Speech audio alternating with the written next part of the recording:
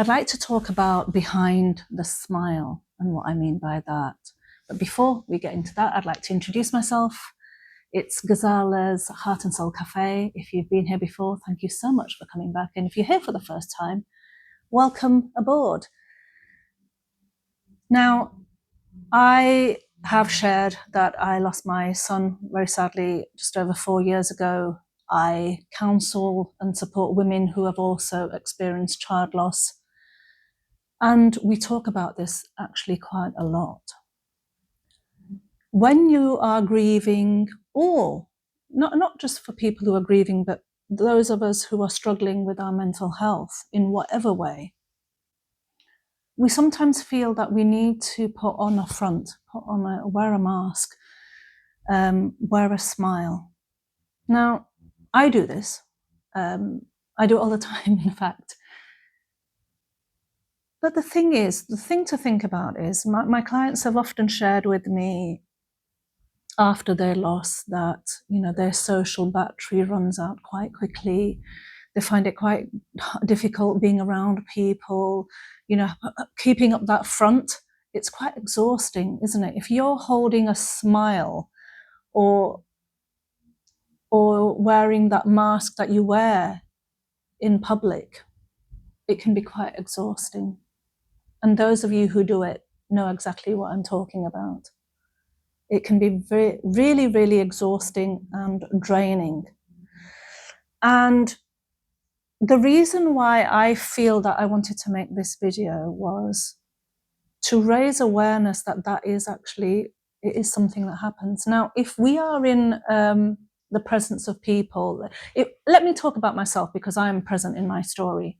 If I am around people at a social gathering where I'm not actually feeling that good, I'm grieving. I'm grieving and I'm having a bad day, but I have to be at this event for whatever reason. I have to be there.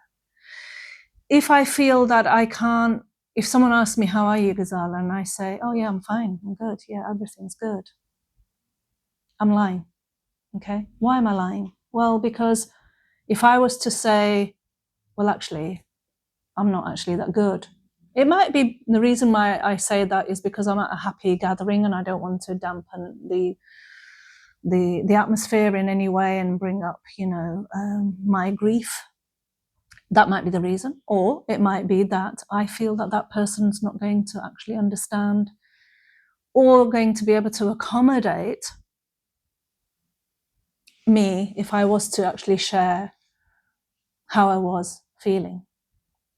And that's sad if it's the latter reason. Okay. I mean, there's times where I felt, not that brilliant, but I'm at a wedding, I'm at a family wedding or some friends' party or something, and someone does ask me, well, how are you doing? And I'm actually thinking, not that good actually right now. But I don't say that, and the reason why I'm not saying that is obviously because it's a happy time, it's a happy gathering, and I don't want to spoil it for anyone. But there's other reasons as well. Other reasons may be that, I don't feel that, you asking me that is going to actually help in any way because I don't feel you're going to understand. And I might be wrong. I might have judged that incorrectly. I might have, that person might have asked me, and let's say if I had said, actually, I'm struggling today, that person might say, okay, I'll call you later on when we're at home and we can have a chat. Phone call, video call. They might have even said that, and they might have actually been really helpful. Yeah. So I don't know. They might have thought, well, okay, this isn't really the time and place to talk, but let's do that later on, and might have, given me an invitation to do that. So I'm not going to know because I didn't take that person on. I wasn't honest with that person. And in society, we can feel like that often. We can feel that, what is the point of saying how I'm actually feeling? For one thing, I might have said it before anyway, and am I just repeating myself? And if I'm repeating myself, why is that person asking me again, what's wrong with you? What's the matter? When they should really know what's the matter. If somebody, let's say, is grieving, it usually comes in waves. So if it comes in waves, when you notice that that person who is grieving looks down, maybe you just need to go over to them and give them a hug, or say, you know, we've talked about this quite a few times. That does not mean to say that there's a you know, a block on it now, or in any way. You know, if you want to talk about anything, I'm here to listen. And that would be better received than, what's the matter with you? You know, why do you look down? Well, why do you think I look down? Yeah. So it's all those things, and I feel that, you know, behind the smile, we don't know unless that person shares it with us. Okay, we can think that the person is fine. You know, they had that loss. It's been 4 years, and they look fine. You know, they've got over it. They've moved on. It might be none of that, but we don't know because we haven't actually asked. Yeah. And I think all the stigma comes into this as well when it comes to mental health, poor mental health that we have so much of. And, you know, I know grief doesn't come within mental health. Grief is a natural response to the loss of something or someone. I know that. But, you know, if we're not giving people the opportunity to say that, you know, I am struggling because of the grief I am experiencing, because they've heard it before, then we are just wearing a smile and we're just showing up with a smile on our face. Because what we're saying there is, I have to do this in order to keep everything comfortable around me and around you. And, you know, it makes it more about them than you.